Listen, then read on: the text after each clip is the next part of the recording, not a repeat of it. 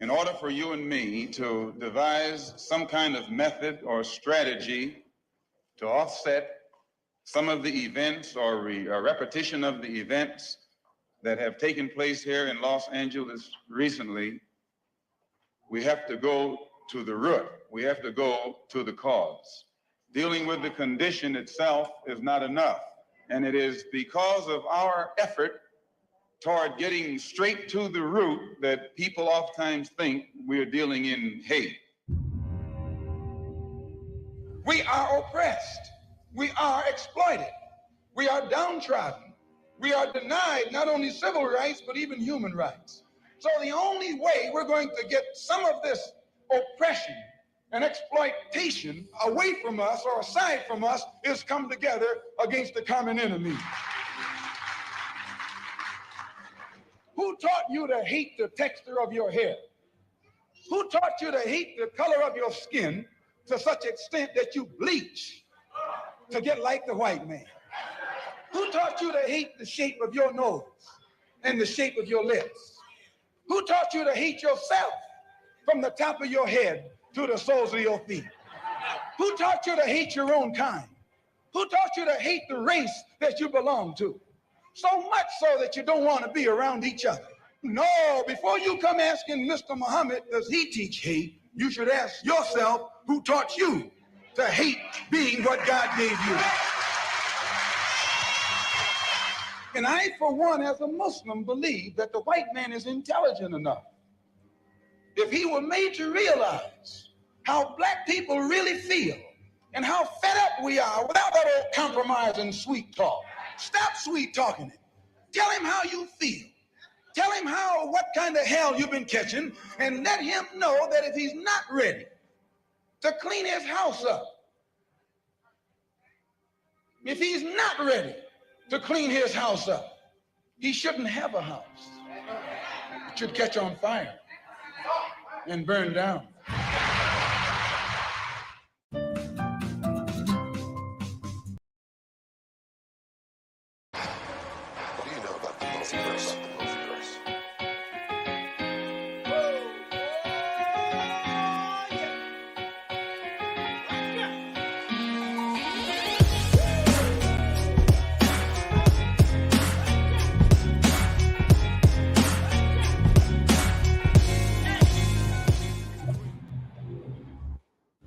Welcome, welcome, welcome, welcome. It is another week here at the Multiverse. I'm your host, Bad Ty Briggs, here with, I'm going to let you guys announce yourselves, but I'm going to go around the room and give everybody an opportunity to do so. So we're going to start with.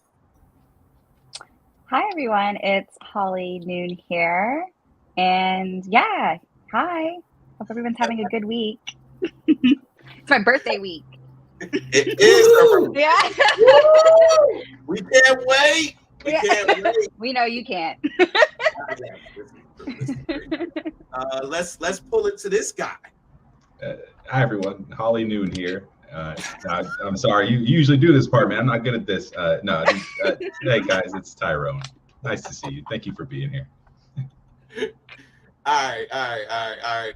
Listen, I'm gonna toss it to you, but I'm gonna announce you first because you have so many different names that I just feel like everybody needs to know. So we gonna start with the God-given name, Roberto Font. No, I'm not gonna do the whole thing that you do because you do it so well. But we're gonna say Roberto Font, aka Mini Baby Groku, aka Mini Morales, aka what is it? Your baby mother's favorite comedian? I don't know, but he's got so many AKAs. But here, I'm gonna let you talk to the people. Say what's up, man. Well, what it do? I don't know if you can hear me or not. Can you hear me? Yes, we can hear you. Yeah, we can hear you. And he muted himself? And then you muted yourself. Now we can hear you. Okay, good. I can't do nothing right, I swear. But yes, it is your baby mom's favorite comedian. 1/3. Is it 1/3? No, 1/4 of the Multiverse. Damn it. I didn't mean to count Tyrone out. And this is the family, y'all. This is the family. So we're here again another week. to talk about a lot of different things. But first and foremost, let's talk about who we spotlighted this week, and that was none other than the great Malcolm X. Guys, I just want to go around the board as I usually do, and just hear your thoughts. Hear any thoughts, anything that stood out. Things that Malcolm X stood for, that you can relate to, and just share that with the audience. Holly, we're going to start with you today. What stood out for you with Malcolm X? So for me, what always stands out is kind of what was kind of taught in school is, wasn't all the way true. And that when you actually understand the full history and learn about what he was trying to accomplish, I think you realize that he was just advocating for his people, and there's really nothing wrong with that. And so, whether you agree or disagree, I think to have someone, who is the people's champion, is always a good thing. So. Absolutely. How about you, Tyrone? Yeah, like Holly, I realized later on in life that the story that I was told was not exactly true. We were told to kind of see him as sort of antithetical to Martin Luther King's beliefs, and him to kind of be like the bad side almost, to use as an example as such. So that kind of clouded my own view for so long, until I was able to kind of learn as an adult, listen to, you realize how important it is to pay attention to who's telling the story and why they're telling that story. So later on, I was able to learn more about him in the light of truth and actual history. And that quote that you put up earlier, that's something that stands out because it's so relevant to right now. The idea that, if you're not careful, the news can make you hate the oppressed instead of the oppressors. That is a very, very timely and poignant quote for what's happening to this world as it stands. Absolutely. How about you, Minnie? Well, to me, Malcolm X is always a great story because it's also a story of change. If you follow his life and how his thought process changed from one to the other before he went to the Mecca, then when he went to the Mecca, and how that influenced who he was, and how he became a very dangerous man when he came back home because he had a different thought process of inclusion, and he understood that you needed everyone to move forward. So that's definitely something that people should look at. Absolutely. And you guys all make great points. And when it comes to Malcolm X, the one thing that I always knew that stood out was that there was this contrarian view of him as opposed to what Martin Luther King represented. So they always pitted those two against each other. It was like, Martin Luther King preaches peace and pacifism, and Malcolm X is this radical that is out here telling Black people to arm themselves and defend themselves, and in essence, he was just saying, stand up for yourself. If somebody slaps you in the face, don't turn the other cheek, slap them back. Like, don't just continue to allow this behavior to continue in America, where as it pertains to Black people. And that was like very divisive in itself, because you still had a lot of those, because we did Marcus Garvey a few weeks ago, and Marcus Garvey was the same way. Like, look, we can't keep having this idea that we're less than, and that we should always be the one that turns the other cheek and does the righteous thing in the midst of someone doing something very traumatic to us. And so that's one of the things that always stood out to me, was that he just kind of preached to Black people to stand up for yourselves. Honor yourselves. Don't allow people to treat you less than. But one of the things that you said, Tyrone, it pertains to right now, because when I was doing my research, came across something that just happened yesterday, and I want to share that with everybody, because maybe a lot of people didn't know that this happened. but this is breaking news. So give me a moment. We'll go ahead and put this up here, and we'll get right into it.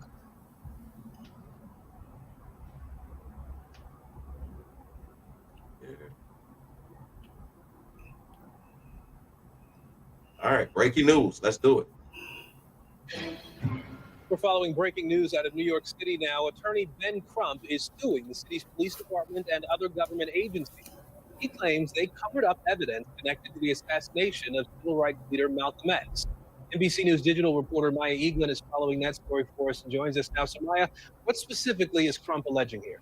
Hey, Aaron, this all comes exactly 58 years since the assassination of Malcolm X in Washington Heights, New York. He was killed while addressing his organization of Afro-American Unity in 1965.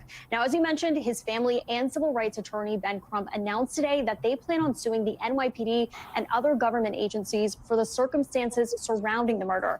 The wrongful death lawsuit alleges that factual evidence was concealed from the family and from the men convicted of the crimes in the assassination.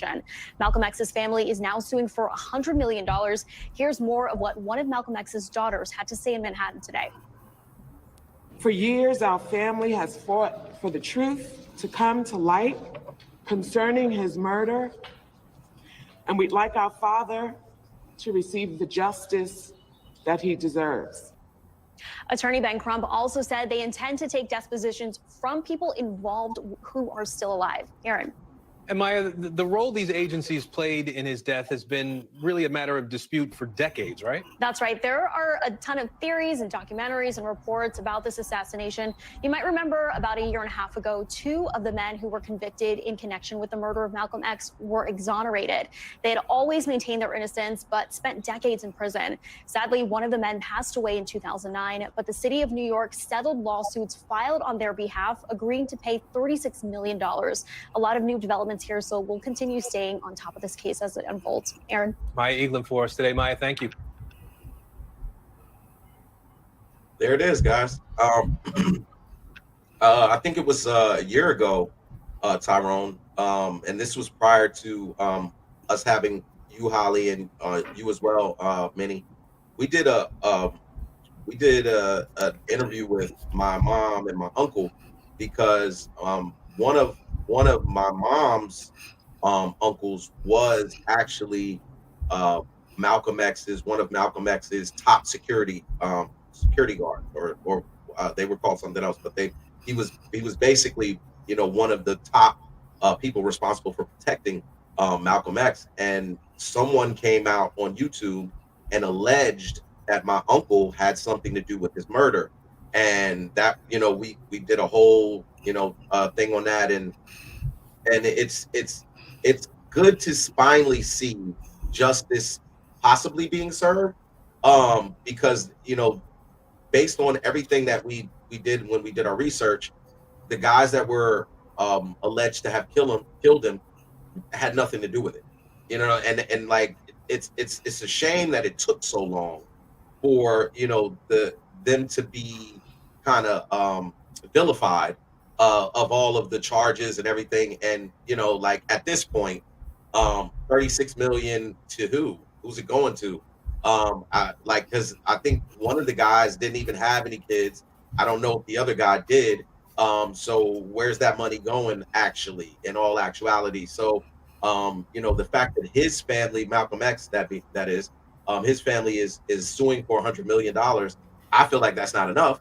But I hope that they finally get some type of closure and some acknowledgement from the people who actually were responsible for this. I don't know that they'll get that, but they may get the monetary part about it. But when you hear that this is going on right now, 58 years later, Tyrone, how do you feel about that? I'm skeptical that there will be a completely fair process. Historically, that hasn't been the case in these situations. But one thing that I think is a very positive thing is that the evidence that has been collected is now going to be a matter of public legal record. So like that part of it is good. You know what I mean? Like at least it kind of helps to shine a light on things. So like there's that. But yeah, I don't know. I don't know if we're at a point yet where America starts to make restitution for some of the dirt done, over the decades. Yeah.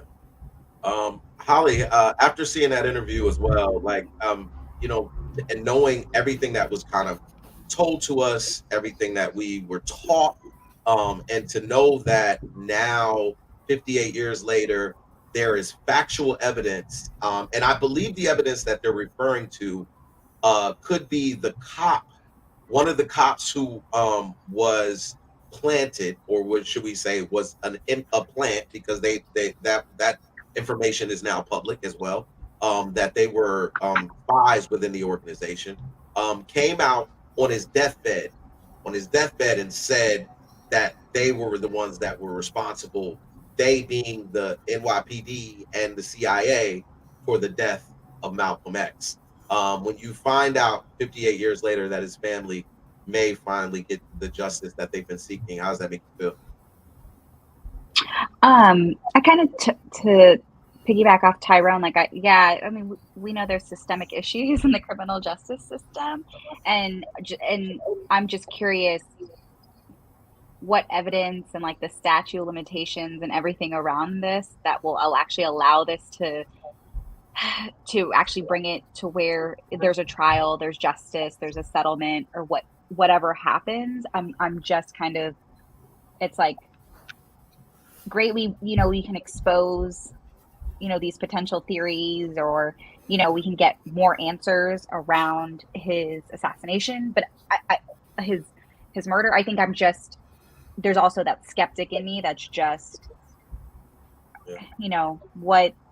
where are they going to get, I'm like, where are they going to get the information, I guess, to actually have like a full and complete case and, hit this one home and get justice for Malcolm and his family.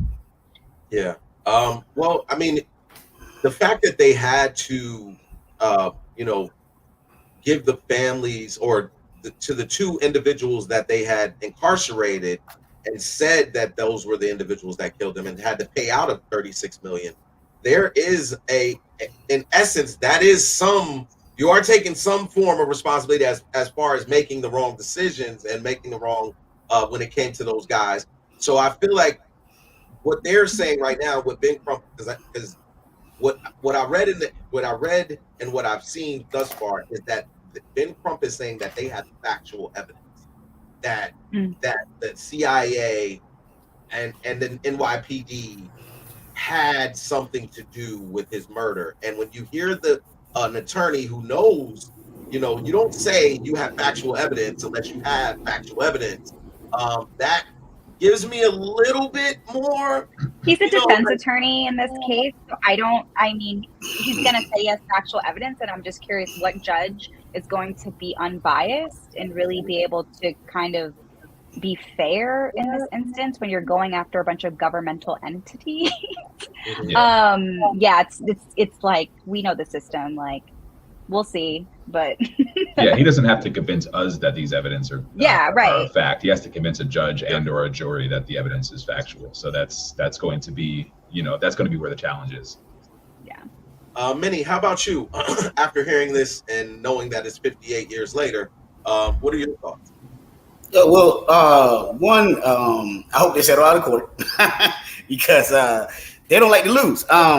But second of all, to go back to what you said, they definitely took culpability on getting the wrong people, but that does not equate them taking culpability of what they did. They basically can just say some other black folk did it. You know what I'm saying? So at that point, you know what I mean? But listen, it's hard to investigate yourself. Okay, it's hard to come up to because if you have to remember the reason why these things will never go out the way that we want them to go out is because they have to admit where they were wrong. And if they admit where they were wrong here, they have to admit when they were wrong there. So we have been told for 35 years that they were going to release the Kennedy papers. 35 years. A judge actually said we were going to release them. 35 years later, not a goddamn thing. And the papers we got, blacked out. So, I mean, the information that's going to come out of this, is there going to be information coming out of this? When will this information come out? all this kind of stuff. It's just man. Sadly, it's just the way it is when it comes to them.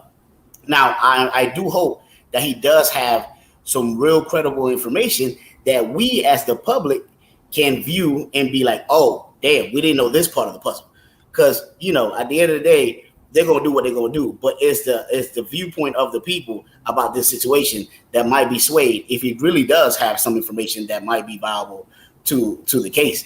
But would the like she said, would a judge ever agree to it? Man, that's hard, bro. You're going against the CIA.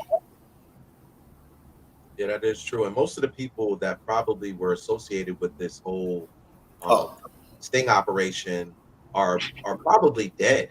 So it's not like you can question anybody in regards to what was going on 58 years ago. You may get one or two people that are still alive. But then again, if they are alive, how good is their memory? How good, you know what I mean? Like, what kind of witness are you putting up on the stage if you're putting up a 90-year-old man on the stage asking him about stuff that happened 58 years ago? So already a reasonable doubt. Reasonable doubt. All they need, and you're going his hand, Judge. I mean, you got to look at it from both sides. But I think one of the things that I'm confident about is his daughter, who has been persistent and consistent for all of these years, and not just her, but it seems like when one daughter gets too old, the other daughter takes over. It's like, all right, cool, you know, I'll take it from here, sis. And that's what we've been seeing is they have been persistent and consistent about finding out the truth, letting the truth get out.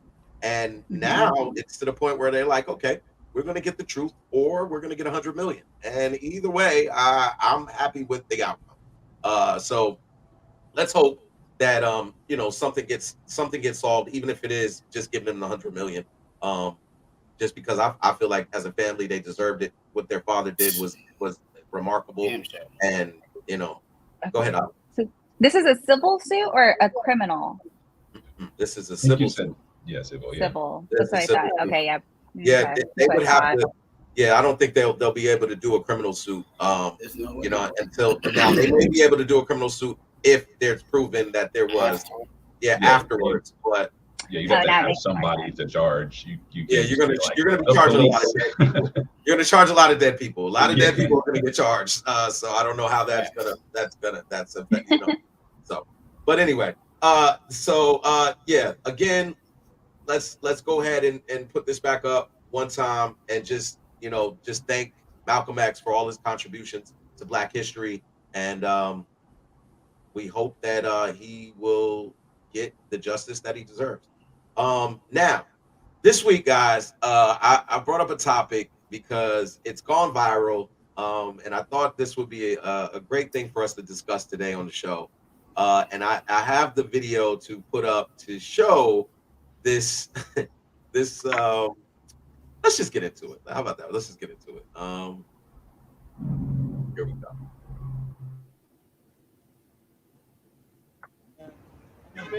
My mom. I'm not. Yes, you are. No, I'm not. Yo, go in the back. Yeah, I'm serious. That's your wife. I'm not getting in the back seat. Babe, go in the back. My mom said Your mother? Yes. No. No.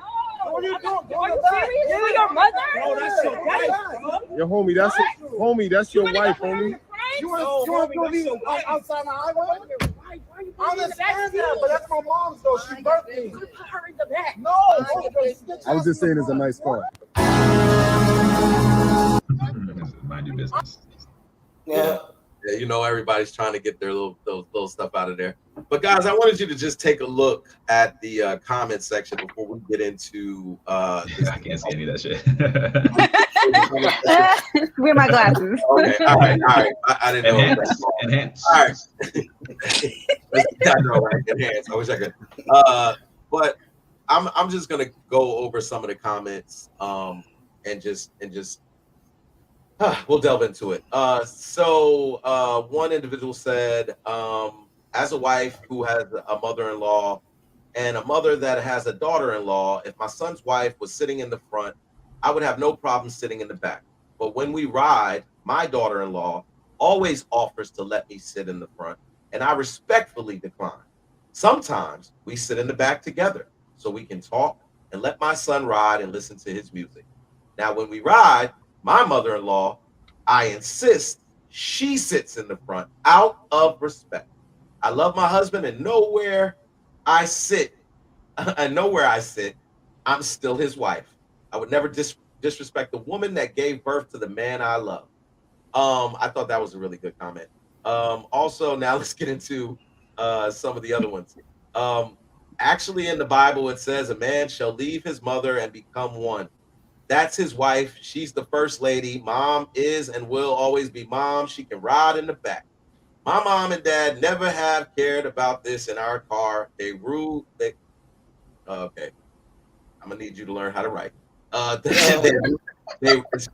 rude in the back. They ride in the back. Now when our dad and I are together, he rides in front of me. Let me see. This one says, wife is always first. Guys, in this situation, how would you have reacted? Let's start with you, Holly. How would you have reacted in this case if your husband had come and I mean, this guy was very rude. Let's start there. Yeah. Because he did not have to come at his wife that way. He could have very well just said, "Hey, babe, hey, can my mom sit in the front?" And I don't know if it would have went different. But the way he came, I'm not surprised at her reaction. But if your husband would have come to you, and I guess for the sake of the video, in that way, and demanded you got out of the seat, what would have been your response? How would you have reacted? I mean, I would have sat in the back, but then just made sure my knees were digging hard into that front seat that she's sitting in. I'm just saying, I'll sit in the back and just be kicking the seat in the back. Real petty. Petty gang. I'm just saying, petty all day. But no, I mean, if he talked to me like that, it'd probably be like, okay, give me my phone, my bag. Let me call Uber. I'm out. Like there wouldn't be, you can go ride home with your mom. Like that, realistically, that's probably what I would have done if that's how he would have approached it and he was like embarrassing me in front of everybody.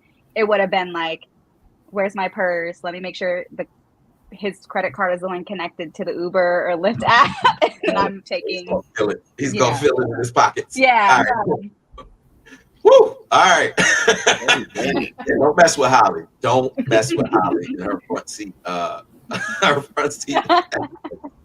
Tyrone, how about you? How would you have reacted?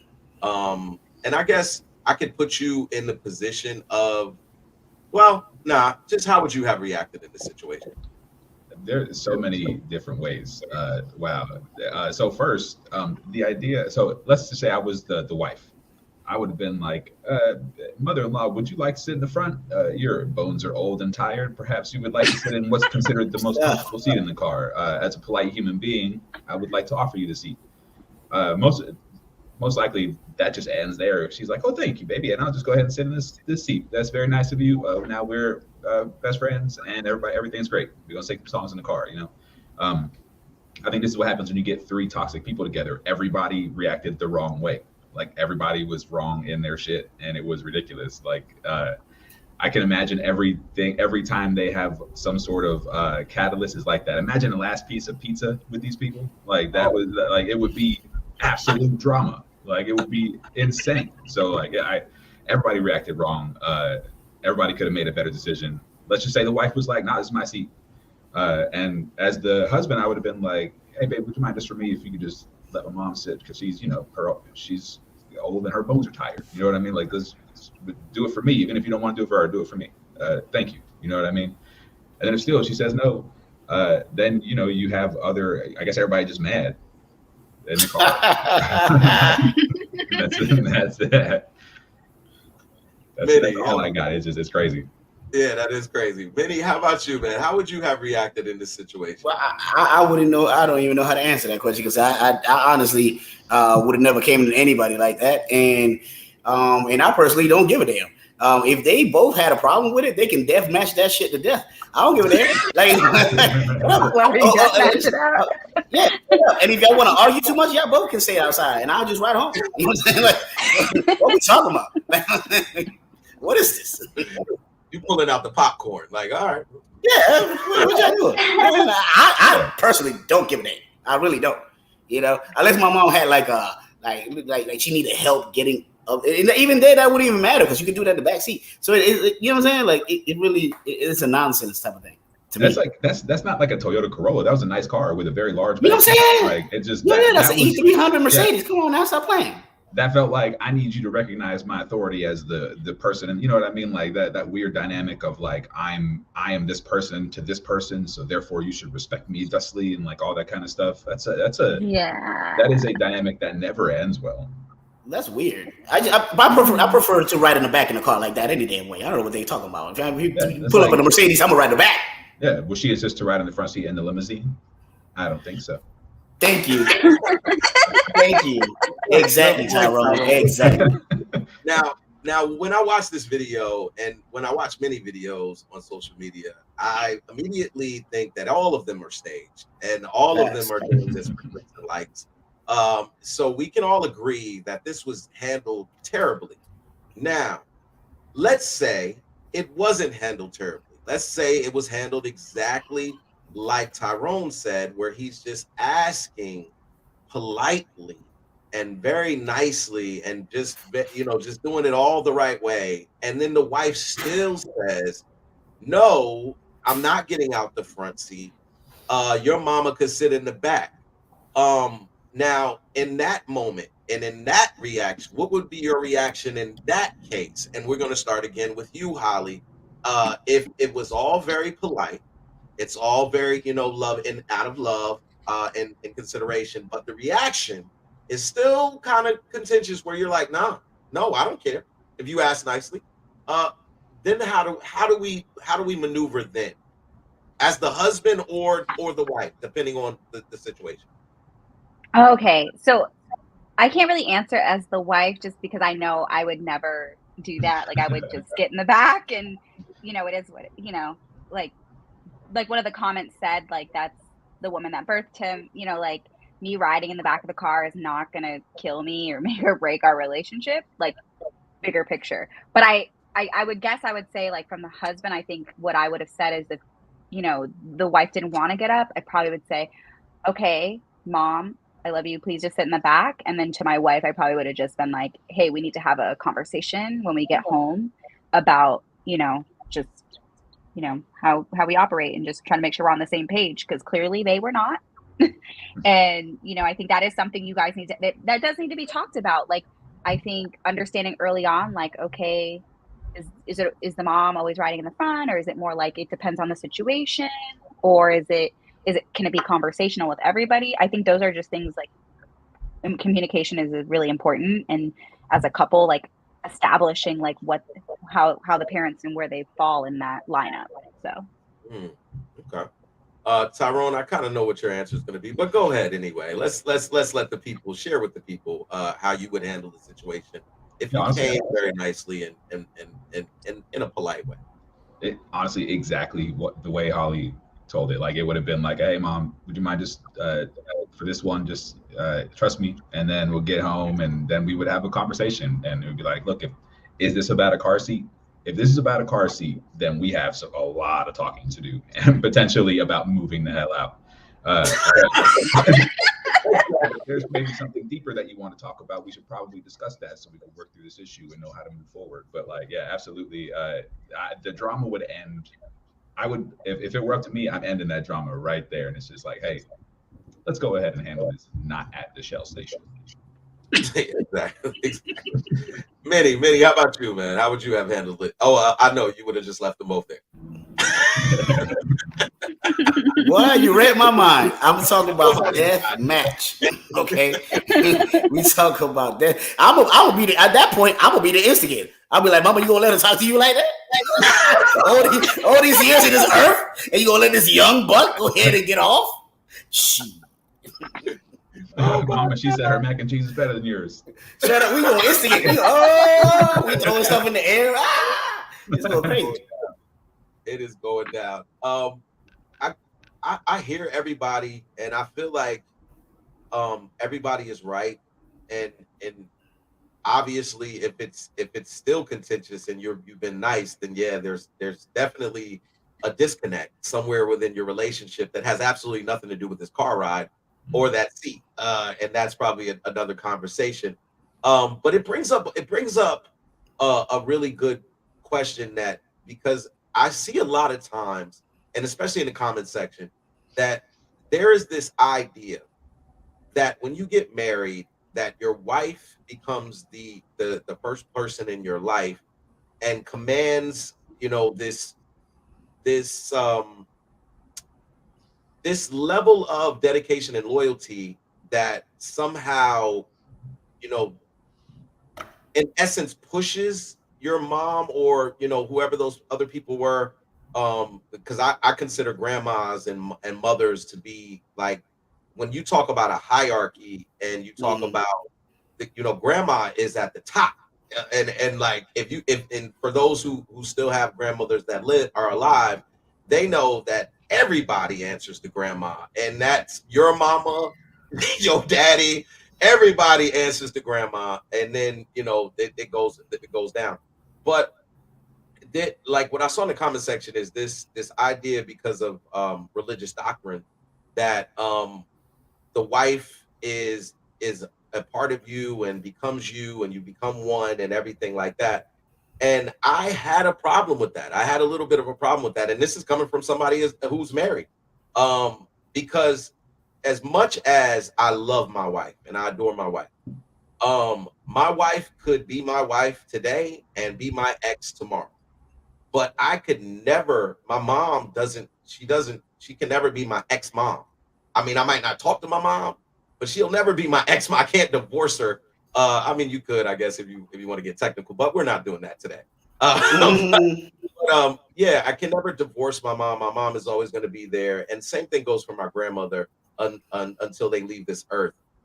So when you hear people in the comments and people having this idea that your wife becomes the first person, and the only person you're supposed to show your loyalty to, above all, not necessarily the only person, but the person you're supposed to show your loyalty to, above all.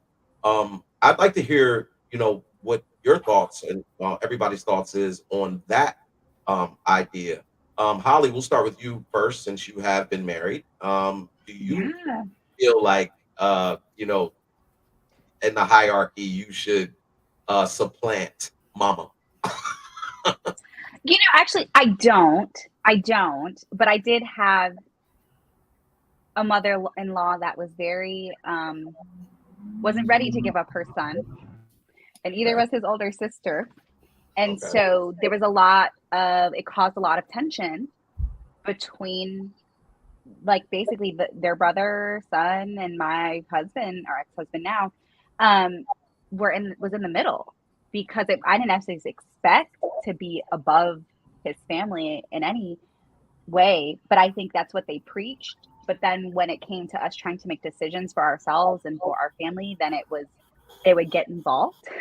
And then kind of he would be like, well, my mom and them don't think I should do this. And I'm like, I'm not married to your mom in that way. Like, I would be, this is like 11 years ago, I was in my 20s. Like, this is, I don't think that, but I think that's kind of was my mindset, though, was just like, I'm your wife, hello, like, I'm not disrespecting your mom, but I mean, at a certain point, I think for me, it was more of the situation. I don't think I should ever take the place of his mom, or his mom is like, I'm above mom and just bump her. I think it was more just where do you draw those boundaries between, like, this is like you and I, and then that's the relationship you have with your mother, and finding that balance and respecting that you have, a whole nother partnership and relationship to attend to and grow and facilitate.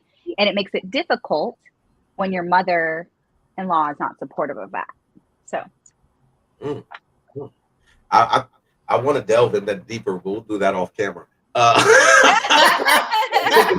Trying to get that tea, boy. He said, wait a minute. He said, wait. That's some sweet tea right there. I need some of that. Many. Do you also share the notion or belief that, you know, when you become married, your wife becomes the number one, takes the number one spot and deserves to be, in essence, put in front of all other women in your life? Huh? Listen, I'm gonna make it real simple. But everybody that knows me knows this. The only person that I put on top on number one is my kid, my daughter. Minnie's about the kids. I'm like Trick Daddy, baby. I'm about the kids. Okay, so it's the baby first. All these heifers grown. Okay, if some go down, the only person that need my help is the baby. All you heifers grown. Y'all can go ahead and fend for yourself. So I am going to put number one, the person that actually needs my help to be able to survive, which is the baby. And they happens to be a female, so bye. But other than that, y'all can go ahead and fall in line, do what you want to do. Sorry, Winnie's mama. Look, my mama a gangster. Are you serious? Do you think my mama want that kind of responsibility? Hell no. No, not she in the back chilling, watching. Now, Tyrone, I would love to hear your answer because I've seen how you treat your mom and your relationship with your mom. You guys are extremely close. And I hope she's watching today. So just smack you in the back of your head when you give this answer. But go ahead, Tyrone.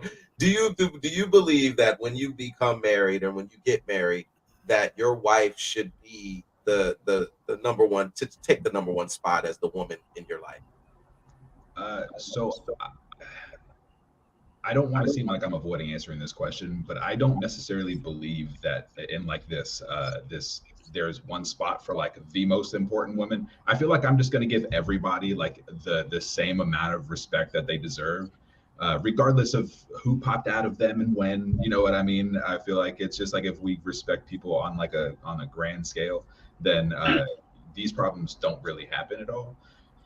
Obviously, my mom is very special to me. We have a great relationship, and one of the reasons why we have a great relationship is because like she would never be on that toxic bullshit. If somebody like if I was dating a girl who for whatever reason that was important to her that she sit in the front seat, and I didn't know this until that moment, because if I had known that, we wouldn't have gotten that far. But like, you know, if that happened and my mom noticed that, she would have been like, I guess she needs that seat really bad. And she would have just like, you know, sat back and been like, can you believe this shit? And I'd be like, I know, can you believe this shit? And then we would just talk about it. But like, you know, it's, I really don't, over time, I've learned to kind of, that the obligation of family often turns into kind of like an abusive cycle to where they're like, because I'm your family, it excuses this type of behavior. And you have to stick with me because we're related. I think that's a very abusive way to behave, and it tends to ruin relationships in a ripple effect. It ruins a lot of relationships, and it's based out of insecurity.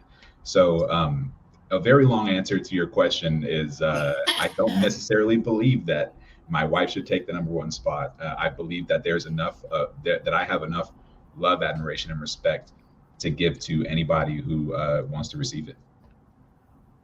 Man, answered in true Tyrone fashion. Good answer. 500 points. Thank you. I won. Forget them kids. Well, I'll be the bad guy, as usual. I'm going to say that, you know, my relationship with my mom has not always been the best, but I do know that no matter what I've gone through in life, and I've gone through a lot, my mom has never flinched, never wavered, always been there for me, right or wrong, cursed me out, slapped the shit out of me, but always was right there with me, no matter what.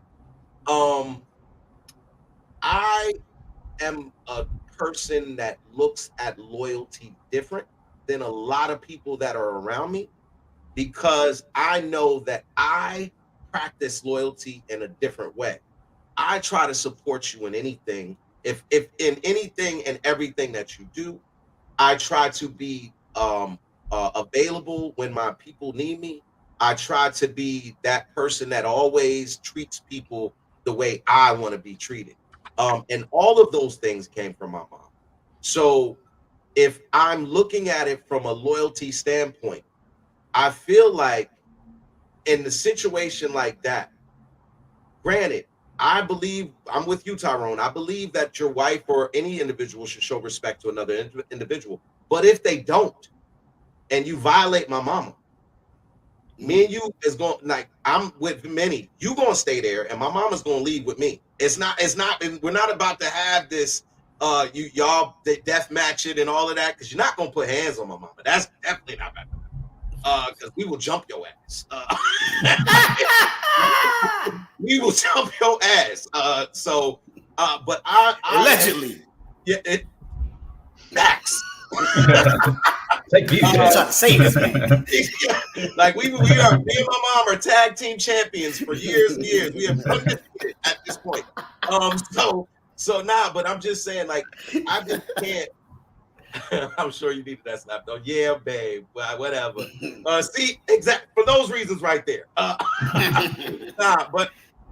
I'm just of the belief, and like I said, my wife knows I love her, but she's also the type of person that every time my mom gets in the car, my mom don't have to ask for no front seat. My wife is already sitting in the back. Already. Like, look, my mom is like, girl, you don't have to sit in my mom is like your mom. My mom is like, no, girl, you don't have to sit in the back. You don't have to sit. No, get your butt in that front. I'm sitting in the back. But that's my mom, because my mom's not with the drama. These people on here were doing this for clicks. I can tell you that off the top. It didn't even, I'm gonna be honest with you. The lady that was sitting in the front seat don't even look like she's that man's wife. And if that is the case, like, look, I'm just being honest. I'm calling it like I did.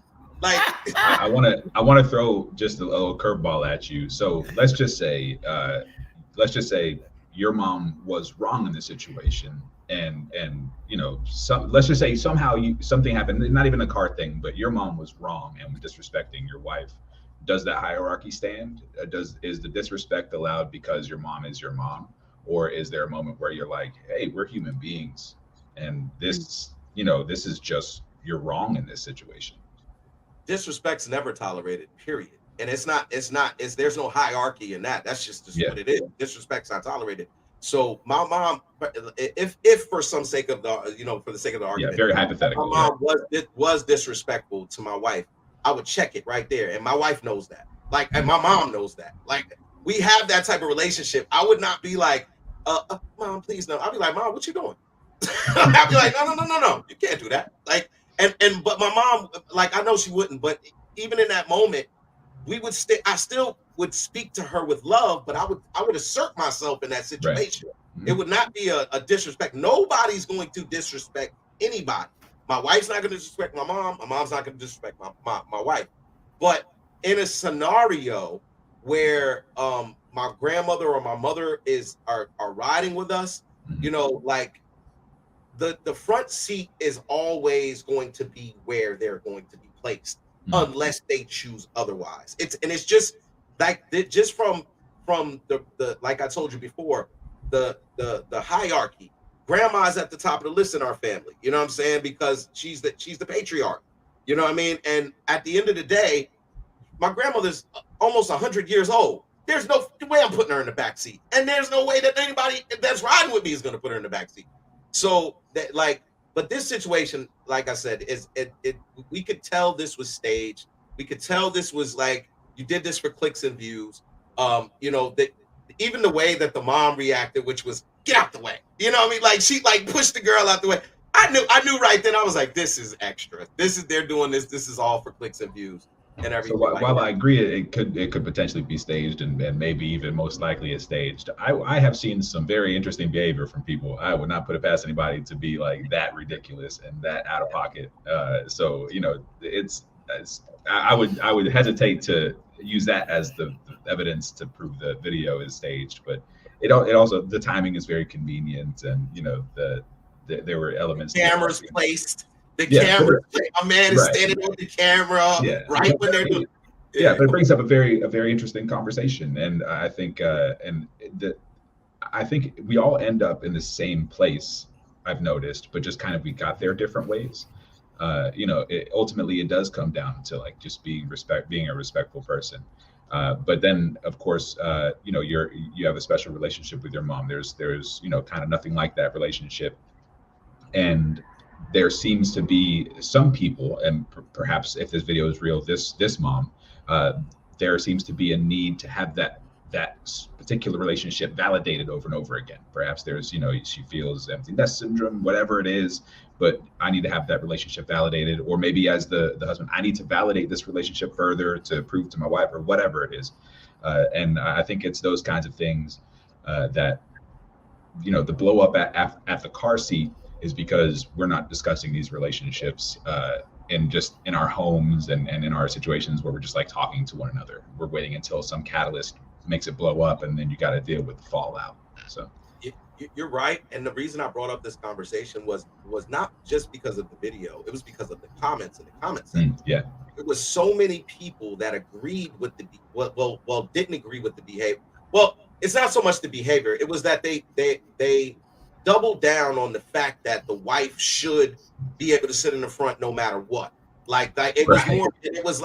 It was like this idea that because we're married, she has priority in that front seat. And I'm like, y'all are missing the whole point of this video. Right. Like, yeah, she was wrong. If you're gonna sit there and double down and use biblical, like this, the Bible says that, and I was like, can we use common sense? Like, I actually went in the comment section and I was like, listen, guys, I don't know what happened to common sense, but at some point people just lost this common sense and stopped using religious doctrine to justify your stupidity. Like, because that's really just what it is. Like, don't sit here and tell me the Bible says that once you're married, we're one, so therefore mom should sit in the back seat. And there were people that were saying that, and I was like, no. But all right. So that's where the conversation, and where I felt like the conversation needed to happen is there is like you said, there is a popular belief in the fact that the wife has some type of superiority or seniority over the mom because you marry her. And there are a lot of people that share this belief. And I'm just with you as well, as long as there's respect and there's love, and everything comes from respect and love. I don't think you run into these scenarios. You know what I mean? But again, you never know. There are people that just allow themselves to be led, and that's cool. Whatever. I wonder if those people are like having a talk with their mom after their wedding, like, I'm sorry, mom, you got demoted. This person now, I gotta take her side on shit. You're gonna have to sit in the back seat. Sorry. You know what I mean? Like, it's so weird. It's a weird thing to be like, hey, this happened now. We got this marriage certificate. So look, mom, I know I appreciate the breast milk. I appreciate the life. But sorry. Like, that's weird. That's a weird thing to me. Oh, it's absolutely weird, because the first thing you do when that relationship doesn't work out is, what do? You run to mama. That's the first thing you do. You call mama. A spot opened up. Like, you can have your number one. We got your back. But great conversation, guys. Listen, we're gonna jump into Must Watch TV this week. We got some new shows that we added. And we have a trailer, which I definitely want to play for everybody. And let me see if I got it. Oh, did I? Sorry.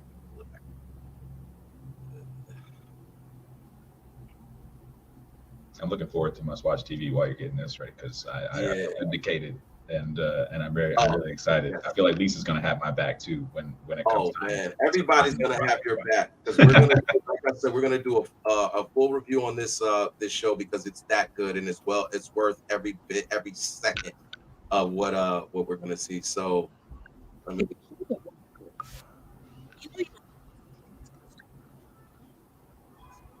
That was about the Wonder Years, by the way. Just so, I mean, we're sitting, we're. Oh yeah, yeah. Let me know when to shut up, when we're ready to shut up. But all this space to talk gives me room to play. It does. It does give you room to play. All right. So one of the shows this week on Must Watch TV is probably one of my favorite shows I've ever watched on TV, as a series, as a television show, as a complete masterpiece, and that is the Wonder Years. No, not the Fred Savage version. the most recent version. And I want to give our audience members a peek at some of the stuff that goes on this show, because whew, it is so powerful and such a great show. So here we go. Without further ado, let's put up the Wonder Years.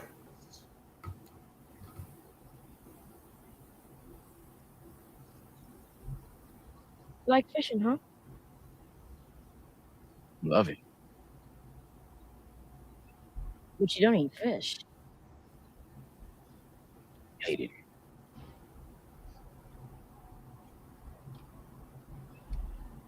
Think about all those fish out there under the surface that we can't see.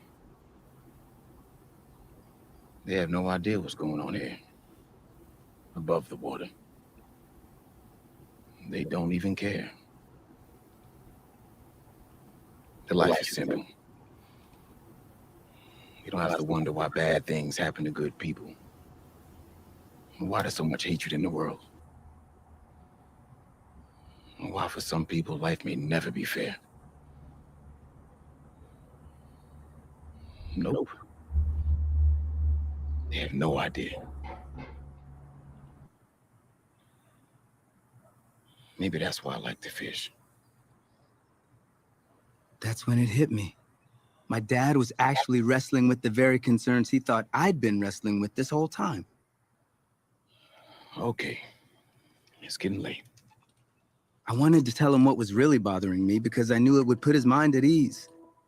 But I was too embarrassed to confess my stupid, silly troubles to a grown man with real ones. Hey, hey, you got one. All right, take it slow, take it slow. And in that moment, my dad wasn't a black man in Alabama in 1968 or a father worried about his kids. He was just a man fishing.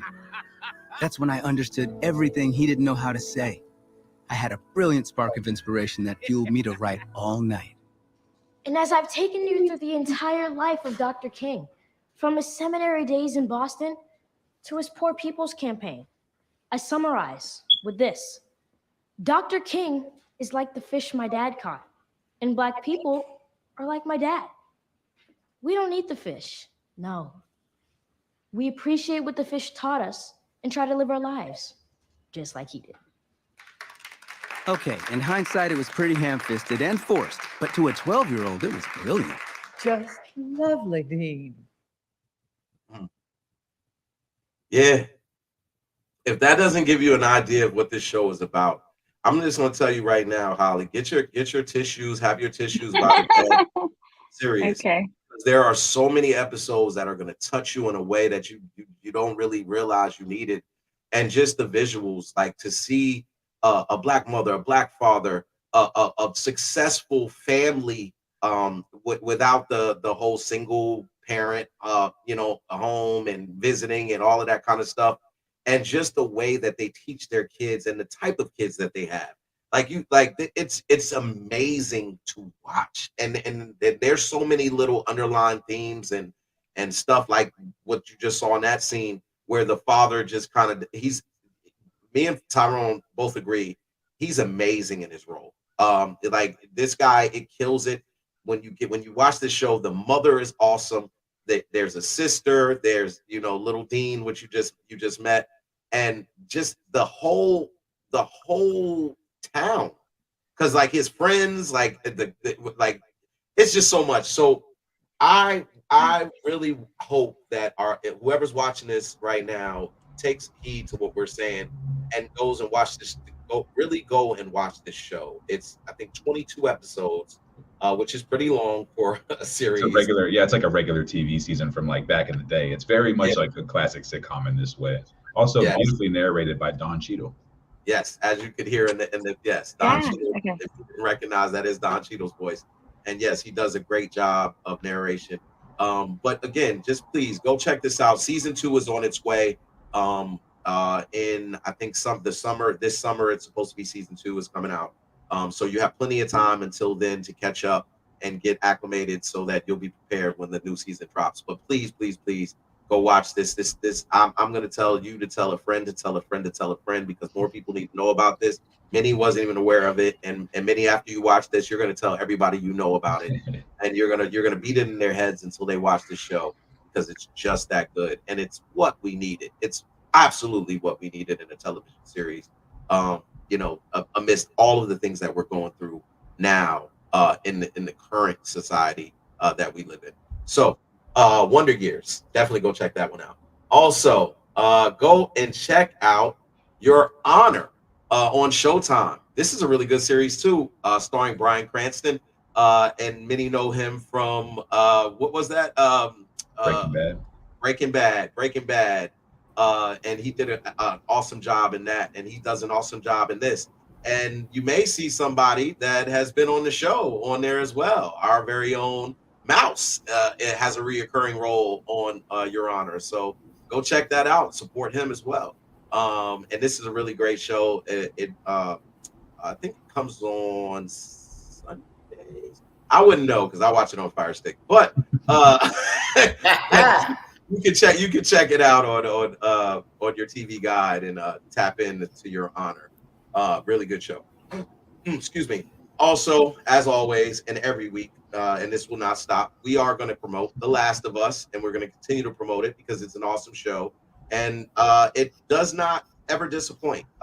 This last episode was good, as all the episodes are. Yeah, some things happen. You might want to tune in to find out what things those might be. But The Last of Us, HBO Max, for your viewing pleasure every Sunday at 9 o'clock. And last but not least, if you haven't already seen it, go check it out. Quantumania, Ant-Man and the Wasp. We have all seen it, and I didn't get a chance to. We have all seen it here, right? I haven't. Oh, I'm the only one.